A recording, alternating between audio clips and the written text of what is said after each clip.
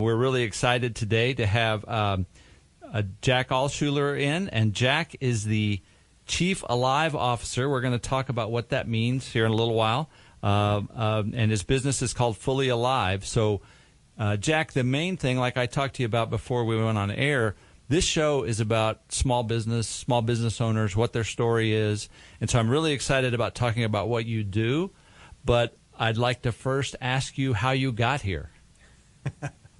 Well, first, thanks for having me, Terry. And how I got here was by being in business. I started a business, an industrial water treatment business, and ran it for 25 years. So I speak CEO. Mm-hmm. Then I was a Vistage group chairman for 10 years. I had 3 groups in the Chicago area. And about halfway through that, after spending quite a bit of time with a lot of CEOs and also a lot of very well-informed people, I decided maybe there's a message about leadership that would be valuable. And I put something together, and I've been refining it ever since, focused on how leaders can be the best leaders they can be, and in consequence, produce the best followers they can influence to be their best. Mm-hmm. So that's really cool. But what I'd like to know is, so you say, okay, I'm going to be a national speaker, facilitator, I don't know what you, but how do you start that? Just for the guy out there who has an idea and wants to become a national speaker about something, I'm just curious, how do you start that? How do you do that? Well, the best answer I can give you is start speaking. Mm. Put a program together and go talk to people. There are all sorts of groups who would be glad to have even a new speaker come in and speak to them. They may not pay for it, but the speaker starts getting proficient at doing what he or she is doing. They refine their message. They become more interesting, more focused, and just keep on speaking. It's a little like swimming. Jump into the pool and start swimming. I think, and that's exactly what I wanted. But I think the thing that people don't realize is that you kind of have to start doing this for free. And I mean, in every business, you have to start. Actually, some businesses you have to spend money to get started. I know my business, I started it, and it cost me money for the first few years.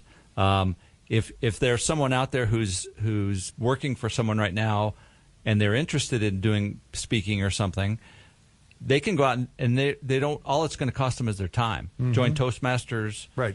Get a hold of friends who belong to clubs or whatever, and come out and give your story or whatever you're talking about. Yeah, and Toastmasters, I'm glad you mentioned that. There's a wonderful place to go to learn how to speak and do a good job. Mm-hmm. That's a great place to go. But in terms of presenting, the men's group at your church, go do a presentation to them.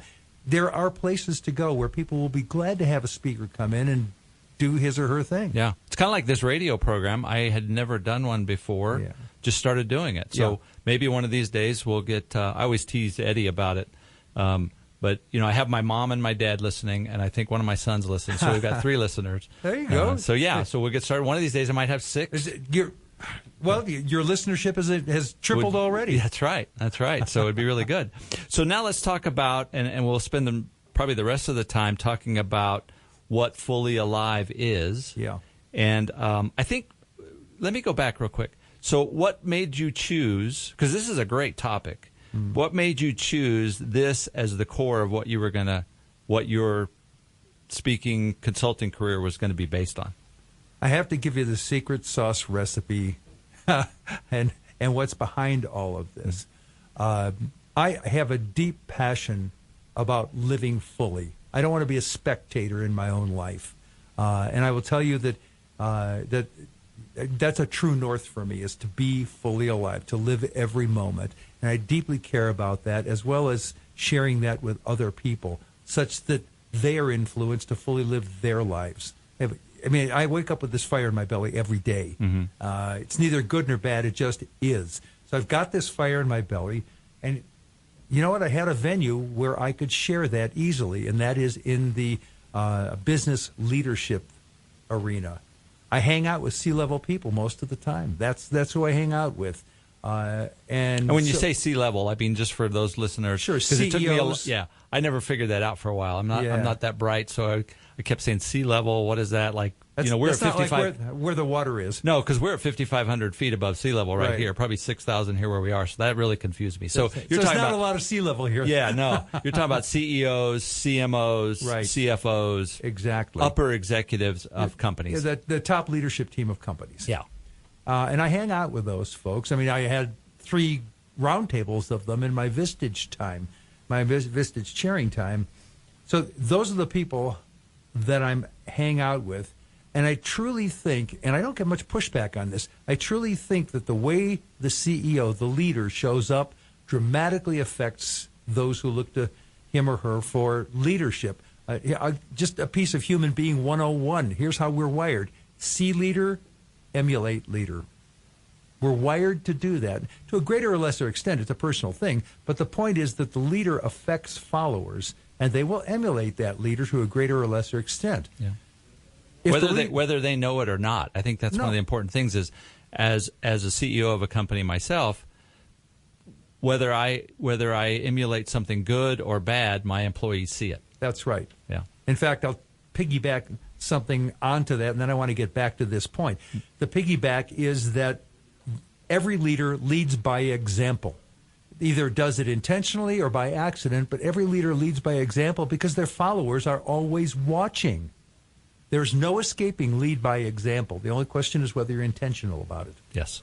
I recommend intentionality rather than accidentally leading by example. Yeah. Yeah. So back to the fully alive thing, that see leader, emulate leader. Well, the way the leader shows up is the way the followers show up. If the leader shows up as energized, interested, focused, that's how followers will tend to be. And if the leader shows up like a slug, followers will show up like a slug. So the title that I've assumed for myself, Chief Alive Officer, I get that that's a little cheesy, but that's what I invite people to assume, that title, and be the Chief Alive Officer. If you're leading your company, you're the drum major. You're leading the band. Mm-hmm. The way you show up is how they'll show up. Yeah. Now taking it back just a level, because we talked about.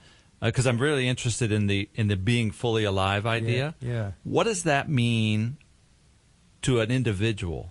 So we're going to talk about leaders, but real quick example. I have a friend who, if he has, and I may be exaggerating a little bit, but if he has 2 hours to kill, he'll drive to Jemez and fly fish for 30 minutes and drive back to use that time. And I'm always envious of that, because I'm the kind of guy that's like, I only got 2 hours, so I think I'll take a nap and then, be time to go do something else. Is that what you mean? I mean, using every moment. How do you translate that into your own personal life? Yeah, it's not so much of whether you take a nap or go fly fishing.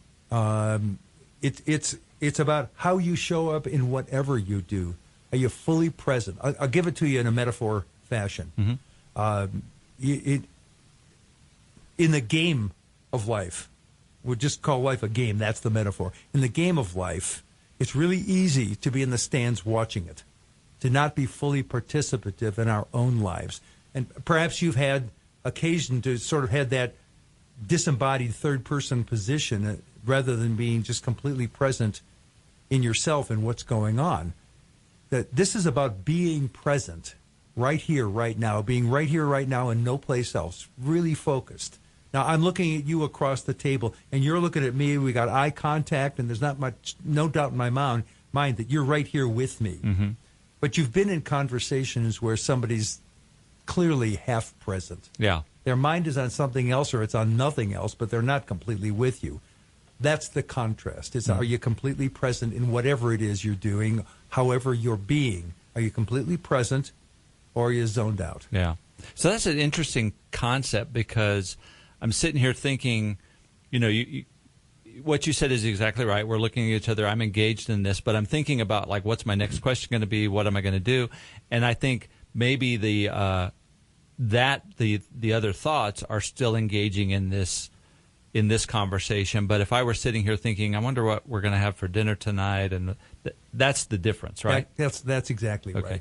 But your job requires you to be right here with me as I'm talking, as well as thinking 1 or 2 steps ahead. And that's being fully present. Mm-hmm. But you're right. If you're thinking about what's for dinner, not so much. Yeah, or looking out the window, or looking at the beautiful day out there, that kind of thing. So I understand that. So how does that then translate to a leader, and how they give their employees that impression that I'm fully here, I'm fully engaged with what you're doing and helping you get your job done? Or I'll give you probably the easiest way to do it. We send these messages all the time. Mm-hmm. Most of it is subliminal, but the easiest way to let someone know you're right there with them is really listen. I have 10 fully alive leadership practices, and number 3 is listen. Listen as in full presence. The Stephen Covey seek first to understand requires real listening. Listen solely to understand what the other person is saying. Listen all the way through. Don't check out halfway through when you get the general idea and craft your response. Listen all the way through, and I will tell you that has a profound effect on whoever's been doing the talking. We human beings like to be listened to that way. Mm-hmm. And I'll offer you a quote from David Oxberg, a certified smart person.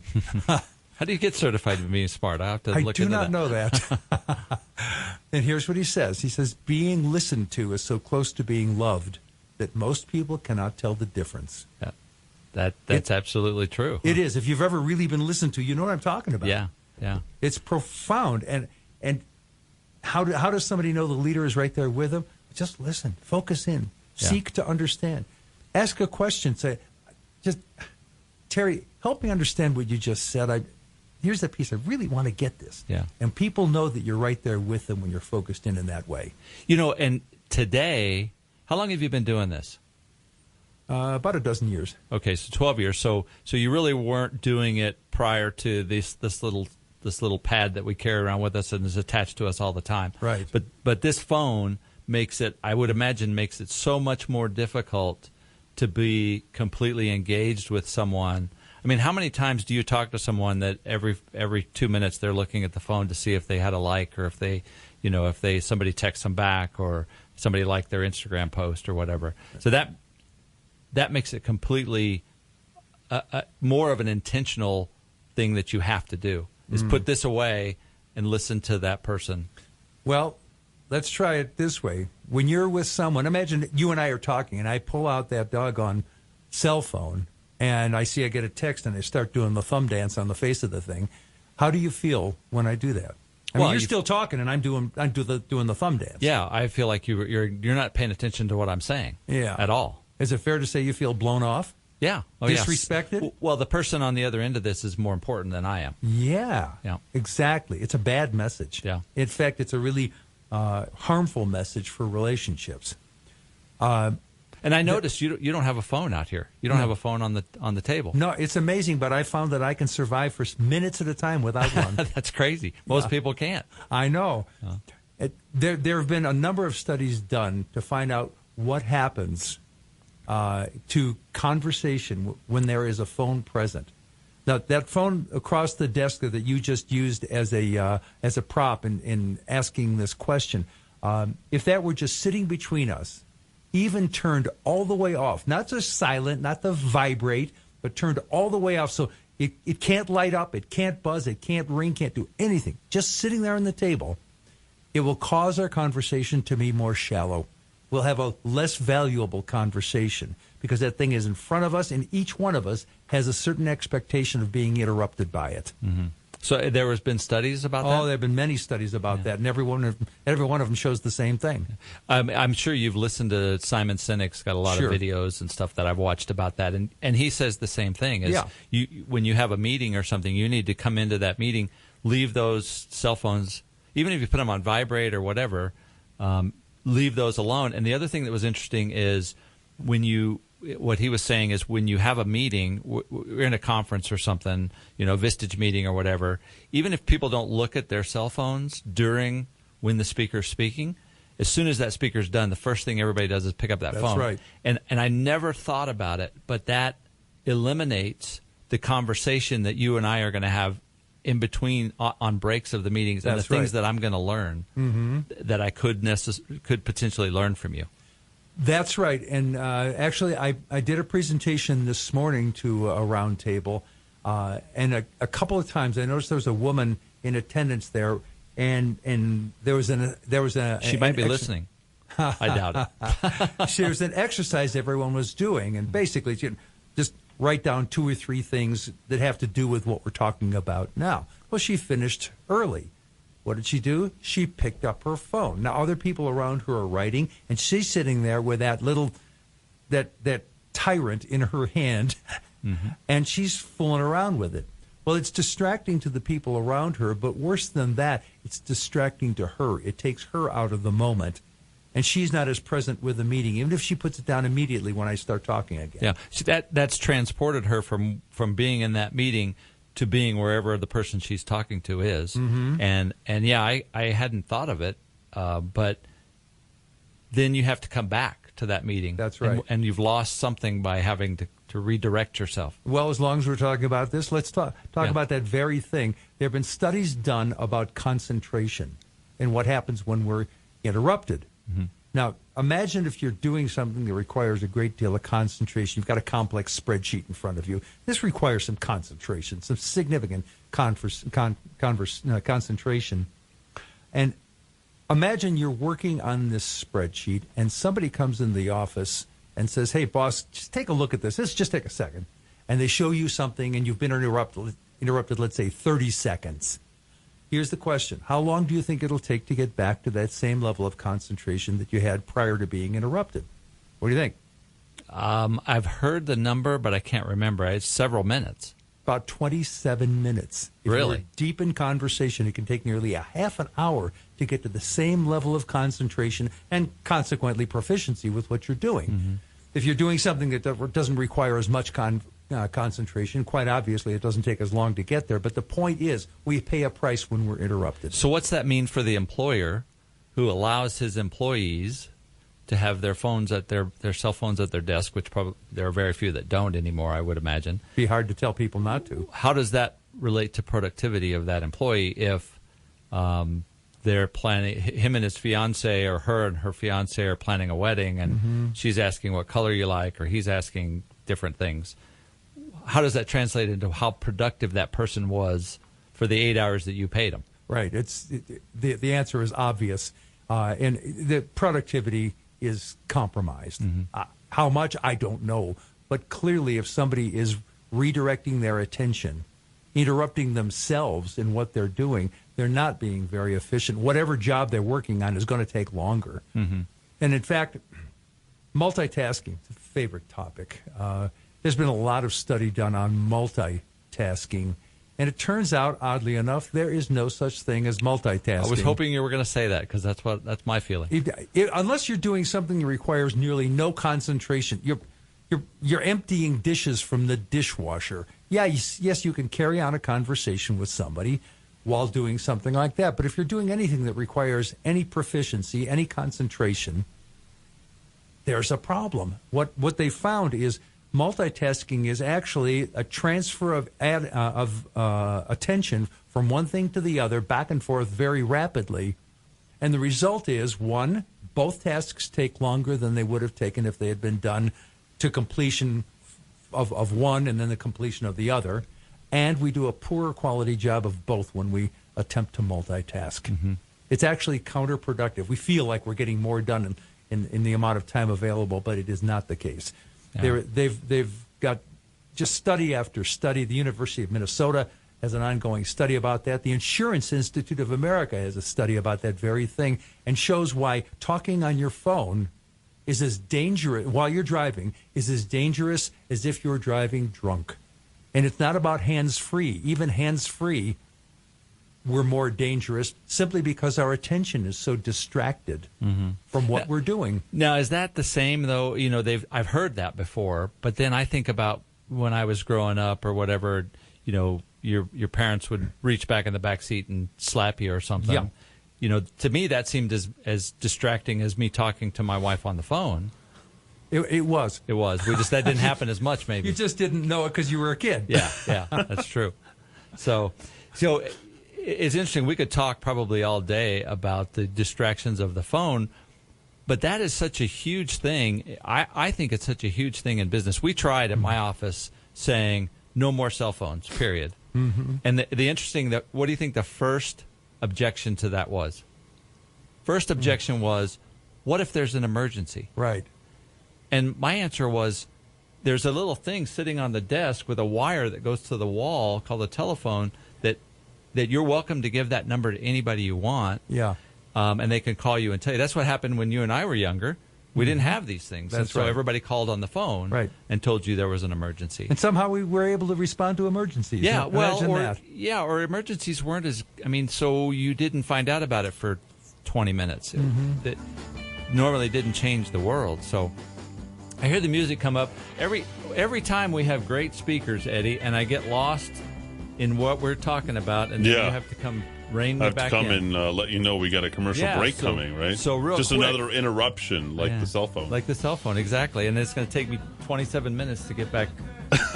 So your train of thought. Yeah. So anyway, this is Terry White with SunWest Trust. You're listening to Focus on Business, and we're talking to Jack Altschuler. Altschuler. I'm terrible with names, but Jack Altschuler, and I listened to it like 5 times yesterday to make sure I had it right. But anyway, so we will be back in just a minute. We'll talk about being fully engaged and fully alive. Back in a moment.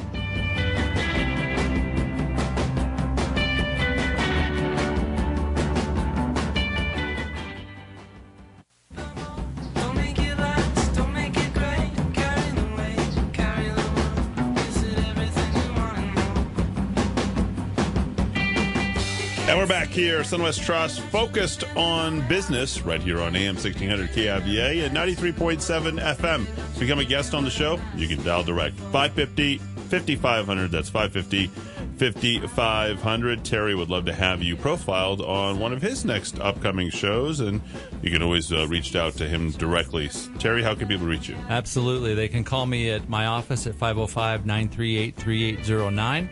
Or they can send me an email at radio@sunwesttrust.com. And you're exactly right, Eddie. We'd love to have small business owners on here. We have deviated from that a few times, but I think every show that we've done has been to either encourage people to go into business, to encourage small business owners.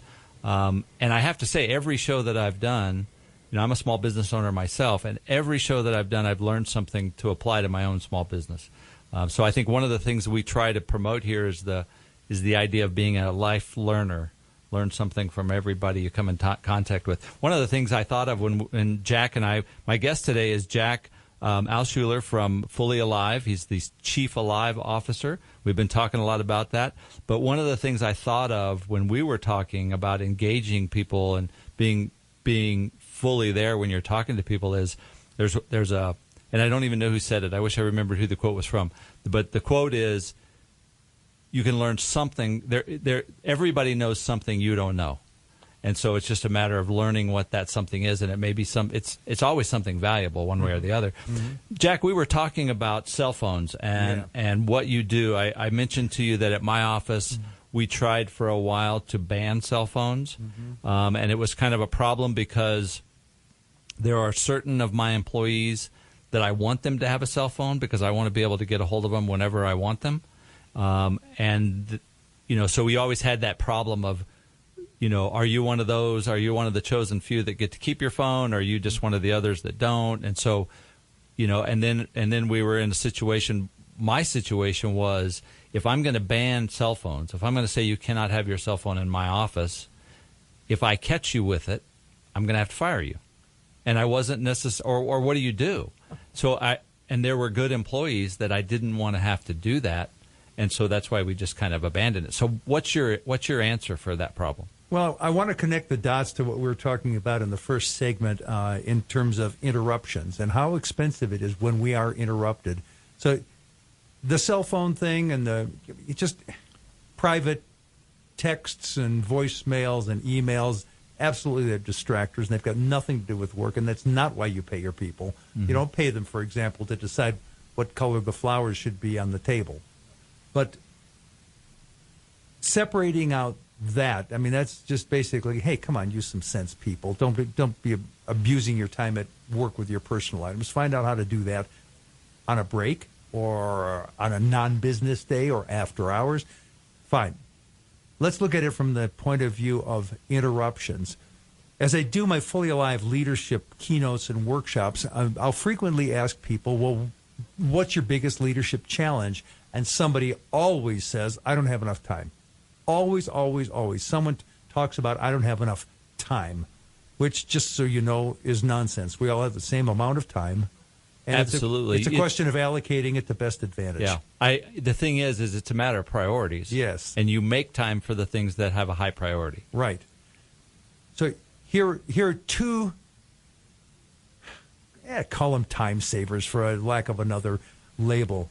Try this. You make 3 lists.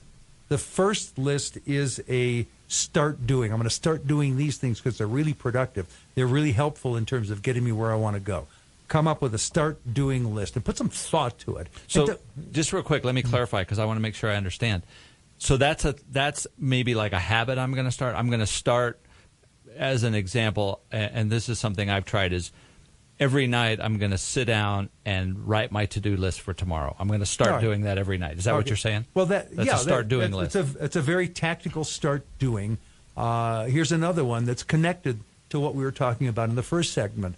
What am I going to start doing? I'm going to start being fully present when somebody's talking to me. I'm just going to focus on them. They're the center of my universe while we're together and having this conversation. I'm going to start being a great listener. So there's a start doing item as well. It's not quite as tactical, but it's a habit that you have to cultivate. The second list is the stop doing list. That's the time saver right there. I'm going to stop doing these things that, while they may be worthwhile, they're not worthy of my time. There are other things more important. Write that list. And you got to do some soul searching. Be really honest with yourself. But it's astonishing the number of things we can stop doing without much, if any, penalty. So not picking on you directly, but give me. I'm an example person. I need examples. Okay. So we came up with an example of what we would put in our start doing list. Yeah. Give me some examples of what we would do in our stop doing list. Okay. Here's how it ties together with what we were talking about before. I'm going to stop obsessively checking emails and texts.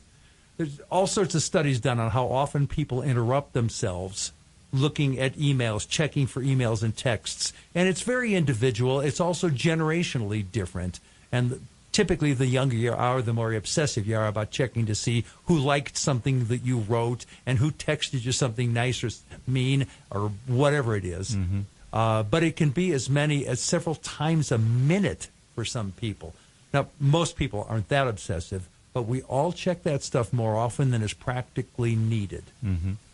So if you want a time saver, I'm going to stop obsessively checking those things. So one of the ways you can do that is to set the expectations of coworkers, clients, suppliers, and let them know I check emails and texts and voicemails 3 times a day, at 8 in the morning, at noon, and at 4 in the afternoon. If you send me a text or an email at 1 in the afternoon, don't expect to hear from me until after 4. Mm-hmm. Just set the expectations, and then you stop interrupting yourself all day long. So to set those, I'm just thinking about how that, again, I'm an example and a practical type person. So to set that expectation, I might put an autoresponder on my email that goes back. You sent me an email saying, what time do we record? When do we record? What do we do? I send you back. I have an autoresponder that sends back and said, I check my emails at 8, noon, and 4 and expect a reply after those times. Exactly. Okay. It's a very easy thing to do. It just requires the self-discipline to set it up. And then it'll feel a little strange after a while to not be checking those things. But here's my promise to anybody who decides they're going to do that. They'll be okay. Yeah. No harm will come to them. Yeah, life will go on. Yes, it will. Yeah. So that's very interesting because I've tried that in the past, and I've tried that with my employees. All right. But because we're in a quick story, years ago, but when I first got out of college and I went into business was 1983. I was working for a title company, and I remember them saying, one of these days, this was how old I am. This was before personal computers. Oh, no. We had one computer. You were alive then? Yes, I was. I look young, but I'm not that young. But we had one computer in the office that did one specific task. That's all it did. And so they said, we're going to be so productive when we get computers that we're only going to have to work 4 days a week. I don't know if you ever heard that back in the day or not, but that's what I heard. There were a lot of crazy stuff. Yeah. The problem is that's not what happened. No. What happened was instead of people expecting, I was in the title business, so if you needed to do, you needed to deliver documents to somebody, you would send a runner over and they'd get it in the afternoon. If you send it with the runner in the morning, they get it in the afternoon.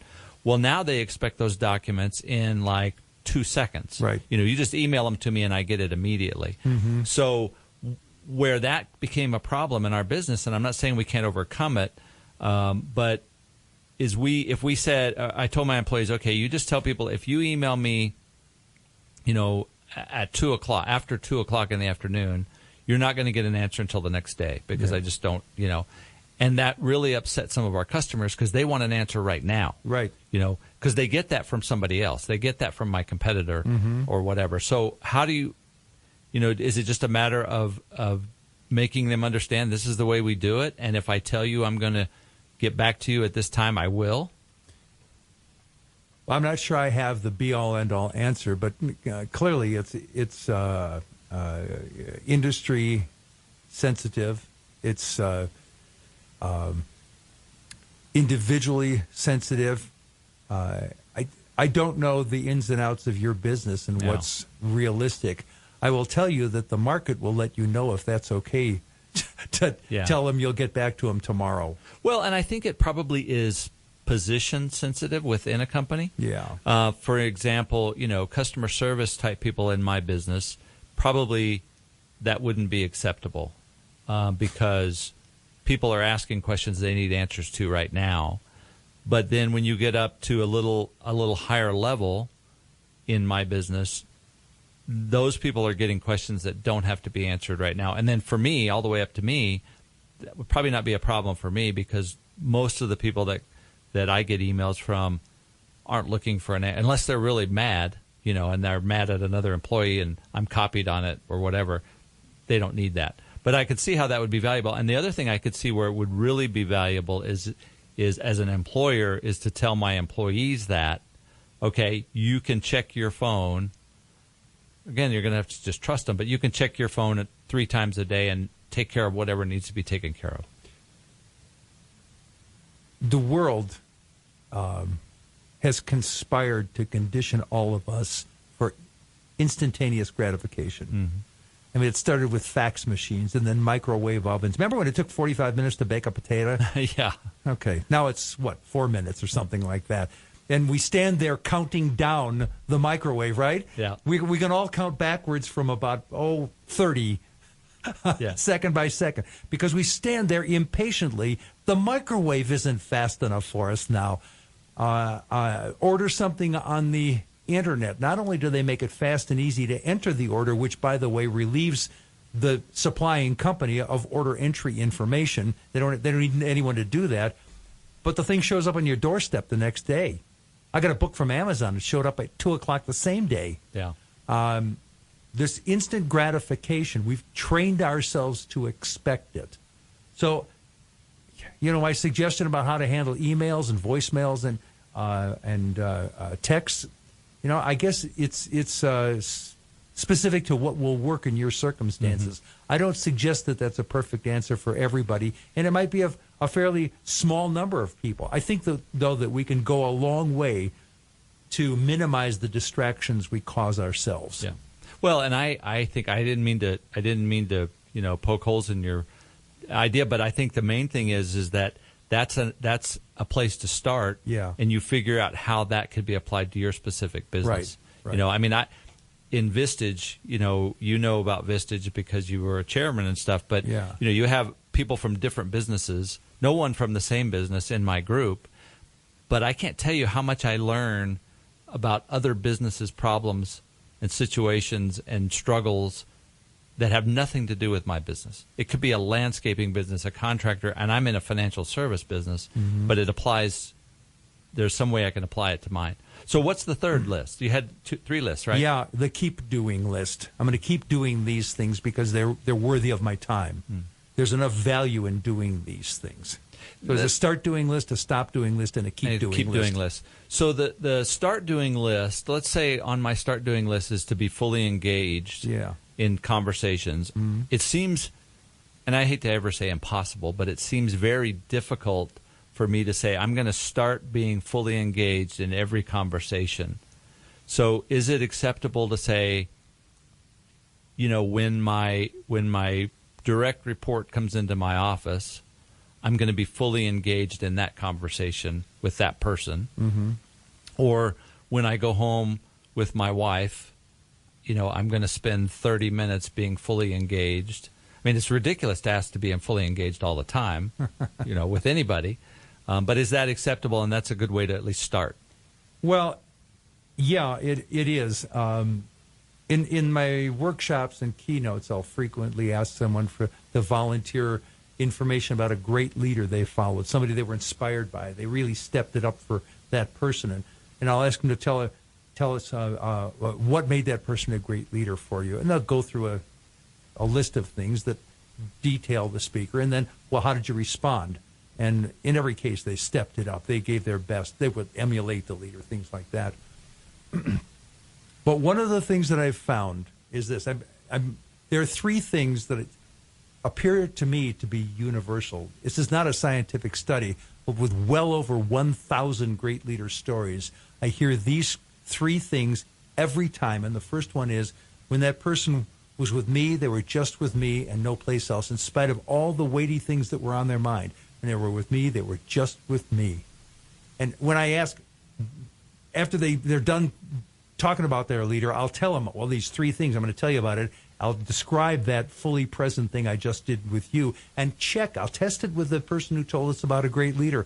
Does that match your experience? And the response every time is some form of absolutely, which is to say, not just a yes, but a yes with enthusiasm, even with passion. Mm-hmm. It's consistently the case that this is what great leaders do. They show up fully present with those who look to them for leadership. And that means you don't keep writing on typing away on your computer while somebody walks in and talks to you. And in fact, here's my recommendation: if you can't give somebody your full attention, tell them, Bob, I really want to hear what you have to say, but I can't give you my full attention now. Let's get together in 30 minutes. I think it's a very respectful thing to do for both of you. It's respectful to Bob, and it's respectful to yourself. Mm-hmm. As you're saying that, I'm thinking about specific situations in the last week that I've dealt with, and there are several. I have kind of an open door policy at my office. If my door's open, anybody can come in anytime. But that creates some real problems because I'm in the middle of doing something. And so just the other day, someone came in, and I didn't say what you said. I can't really do this right now. Come back in 30 minutes. All I said was, I'm listening to you, but I've got to get this finished before, So that's probably saying, I'm not listening to you. I got to get this done first. Well, let me say it in the extreme. It's saying, you're just not important enough to me to give you my full attention now. Yeah. Well, and it's kind of brutal, I know. But but even if that's not what I am saying, that's probably what that other person's hearing, right? I think so. Yeah. And that's where the harm gets done. It's not your intent. Yeah. But what you're doing delivers that message. Yeah. Well, and as men, tell me if I'm wrong, but I get this from my wife all the time. We'll get home from a dinner with somebody or something, and she'll say, well, I wonder what was wrong with so-and-so. And I say, I didn't know anything. I don't pay attention. I guess, am I the only one that does that? Or yep, you're the only one. Really? Oh, great. You just burst my bubble because you said great leaders do this, and the first thing you said, I don't do. So that put me off the great leader spectrum. But I'm going to try. I'm going to try that. I'll tell you what. Here's the deal. You really have to focus in if you're going to pick up things like that. I'm guessing that you've heard 93% of communication is nonverbal. It's not the words we use. Mm-hmm. It's our eye contact. It's our body language. It's the volume of our speech, the inflection of our speech, our tone of voice, all sorts of non-word stuff. Mm-hmm. Only 7% of our communication is actually verbal. So if your wife was picking up on something that she thought was not right, it probably wasn't in the words. It was some nonverbal, and you weren't visually focused in to take in what was going, the full context of that individual. Yeah. The other thing about that, tell me if I'm wrong though, is that, I think also the way people perceive me or you or whoever they're dealing with also has to be looked at in the context of the entire relationship. Mm-hmm. Using my wife as an example, she knows I love her, I care about her. We've been married 37 years. So the time that I'm doing something else and she thinks I'm not listening to her completely, I probably get a pass on that simply because of the last 37 years of being married and showing her I love her and all that. Mm-hmm. Is that true, or am I just I just messed everything up in that one little time? And I'm not talking about I'm giving the example of my wife, but even in business relationships with a subordinate that's worked for you for a long time or something. Well, the short answer is I don't know. But here's what would be a valuable exercise. Pick out a time when that's gone on between you and your wife, and then ask your wife, how was that for you? Was it all right that I wasn't giving you 100% of my attention? Mm-hmm. I mean, we both know that I wasn't, so let's just acknowledge that fact. But I wonder how that was for you. Did it work for you? Is that okay? I mean, given the topic, is it the kind of thing that you really didn't care about having all my attention? Mm-hmm. Or was it something where you kind of felt like I was just perhaps blowing you off a little bit, not caring enough to listen to you? I check it out with her. Yeah.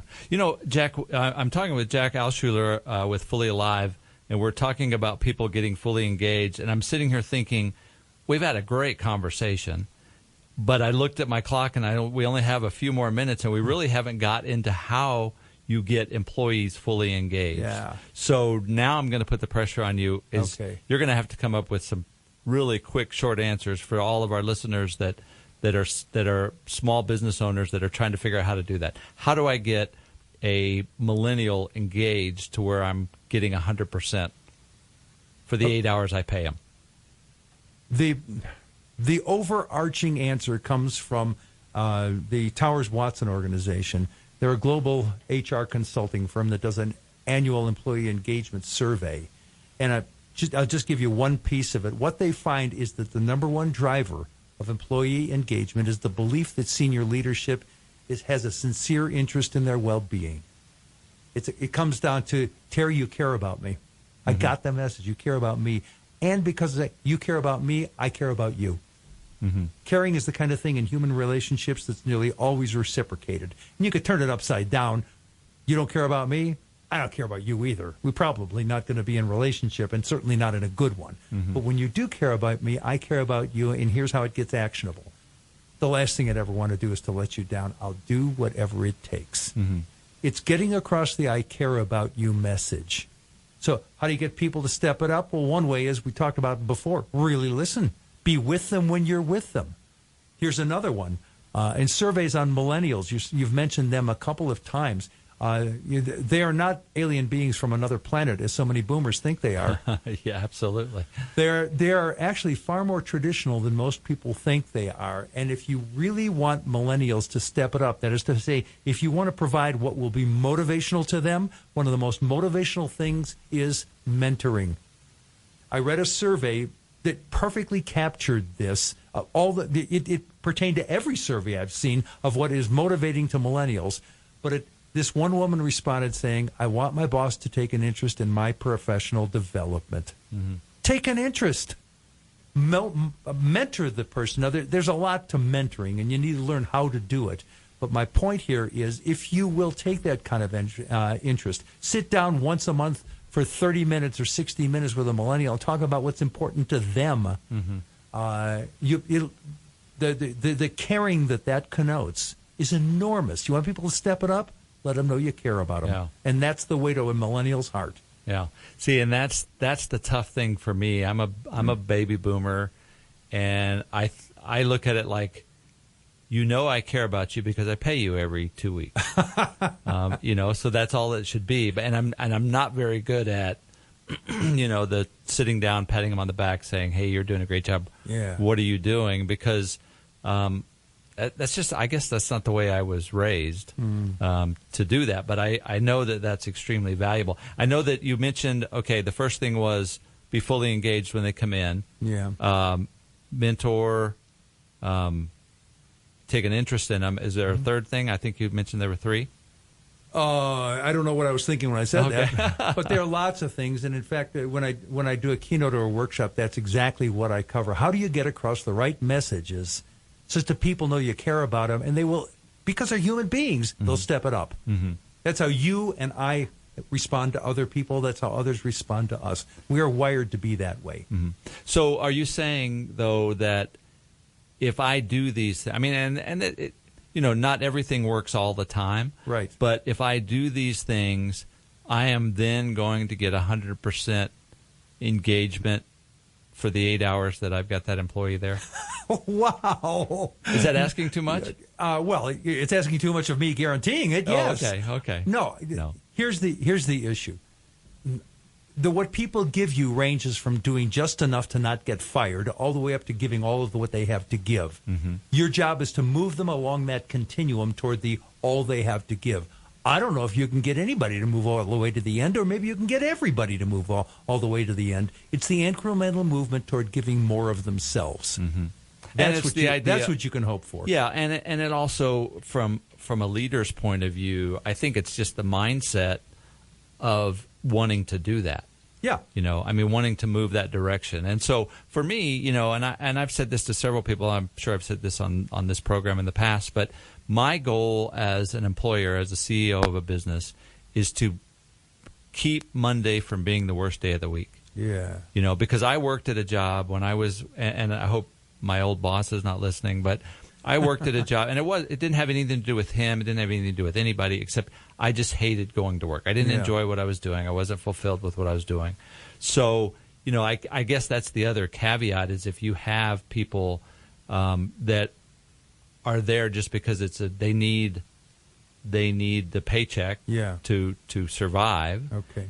As opposed to people who wanted to be there, and now the difference is you're taking a person who wants to be there to that fully engaged level. That's easier to do, and maybe that's the place where it's possible. Yeah, it's not possible, or it's not as possible with the person that's just there because they want a job. Let me offer you one thing that you can do. I heard the I'm not wired that way.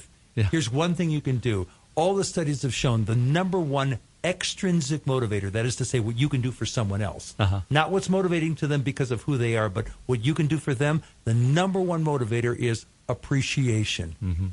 Say thank you. And hey, mean Jane, it.